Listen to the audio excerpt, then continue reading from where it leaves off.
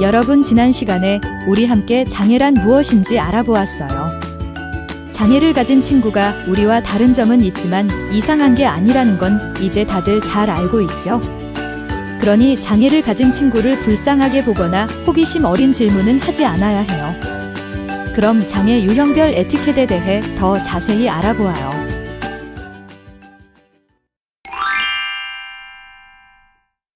먼저 몸을 움직이는 게 불편한 친구를 대할 때 어떻게 해야 하는지 알아보아요.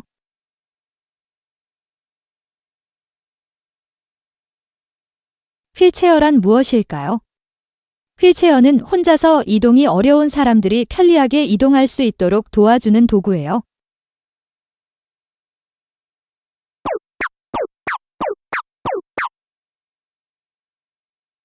휠체어는 장애인뿐만 아니라 걸음이 불편한 모든 사람들이 사용할 수 있답니다. 여러분 중 다리를 다쳐 휠체어나 목발을 사용한 경험이 있는 친구 있나요? 그때 어떤 점이 힘들었나요? 잘 기억이 안 난다면 지금 의자에 앉아 있는 상태로 바닥에 떨어져 있는 물건을 주워 보세요. 어떤 점이 불편한가요? 맞아요. 휠체어를 사용하면 몸을 움직이거나 원하는 방향으로 이동하기 힘들어요. 그래서 바닥에 있는 물건을 줍거나 문을 열고 들어가기도 힘들죠. 그렇다면 휠체어를 타면 이렇게 불편한 점이 많으니까 휠체어 사용자는 무조건 도와주는 것이 맞을까요? 네, 그건 아니죠. 장애인이라고 해서 무조건적인 도움이 필요하지는 않아요. 먼저 도움이 필요하시나요? 라고 물어보는 것이 예의입니다. 장애인이라는 이유로 과도한 배려를 한다면 오히려 부담을 줄 수 있어요. 자, 그럼 문제예요. 횡단보도를 지나가는데 휠체어 사용자가 곤란해하고 있네요. 곧 신호가 빨간불로 바뀌는데 휠체어를 타고 인도로 올라가기엔 턱이 너무 높아요. 어떻게 해야 할까요? 정답은 도움이 필요한지 물어보고 휠체어 손잡이를 잡고 앞바퀴를 들어 올려 턱 위로 휠체어가 올라갈 수 있게 도와줍니다. 휠체어는 앞바퀴가 뒷바퀴보다 작아서 턱을 올라갈 때 뒤로 넘어갈 수 있어요. 하지만 우리 친구들이 아직 어려서 힘이 약하다면 직접적인 도움을 주는 것보다 주변 사람들에게 도움을 요청하는 게 좋아요. 이렇게 턱 하나 올라가기도 힘든데 휠체어가 계단을 올라갈 수 있을까요? 당연히 어렵겠죠. 그래서 엘리베이터를 설치한 곳들이 많지만 비장애인들이 서로 먼저 타려는 바람에 정작 장애인이 탈 자리가 없다고 해요. 물론 비장애인은 타면 안 되고 장애인만 엘리베이터를 타야 한다는 것은 아니에요.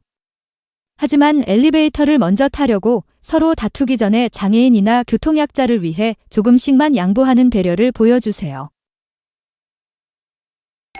두 번째로, 눈이 잘 보이지 않는 시각장애를 가진 친구를 대할 때 어떻게 해야 하는지 알아보아요.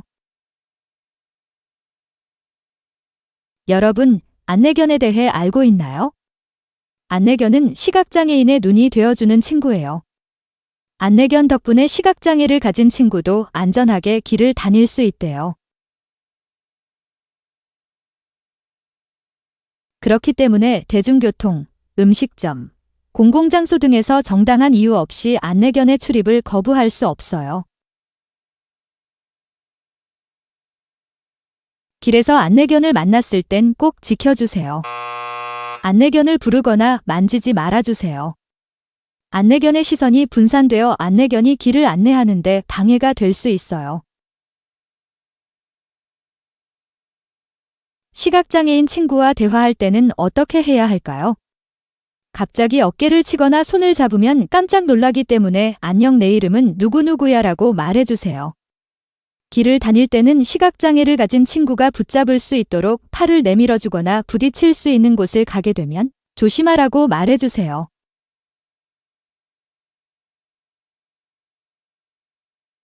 또 친구가 눈이 잘 보이지 않는다고 해서 다른 곳을 보며 이야기를 하는 것은 예의가 아니겠죠. 친구와 시선을 맞추고 대화해주세요. 대화 중 물건을 건네줄 때는 어떤 물건인지, 몇 개인지 등을 설명해줘요.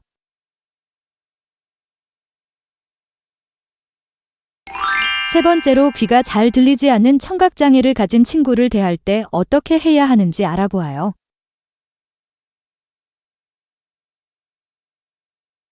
청각장애를 가진 친구와 대화하는 방법에 대해 알아볼게요. 가장 대표적인 건 손으로 묻고 답하는 수어예요. 하지만 모든 청각장애인이 수어만 사용하지 않기 때문에 다양한 대화 방법이 필요해요. 그렇다면 수어 외에도 어떤 방법이 있을까요?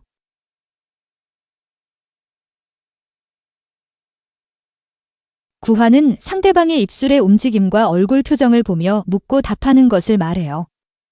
친구가 구화를 활용할 경우 입 모양과 발음을 정확하게 해주세요. 친구가 알아듣기 쉽게 약간 느린 속도로 분명하고 바른 입 모양으로 간략하게 이야기해요. 최근엔 코로나 예방을 위한 마스크 착용이 필수가 되면서 상대방의 입술 모양을 파악하기 어려워 불편함을 겪기도 했어요.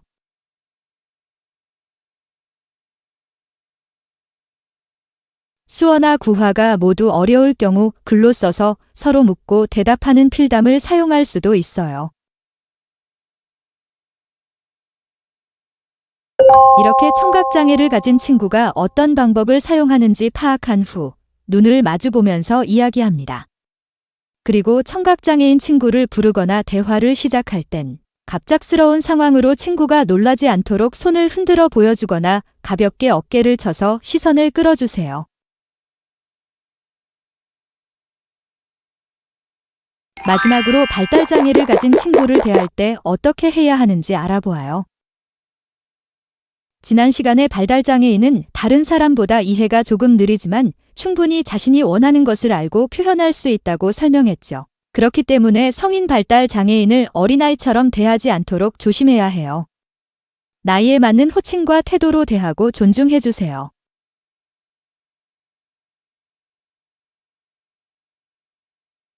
발달장애인 친구와 대화할 때는 어떻게 해야 할까요?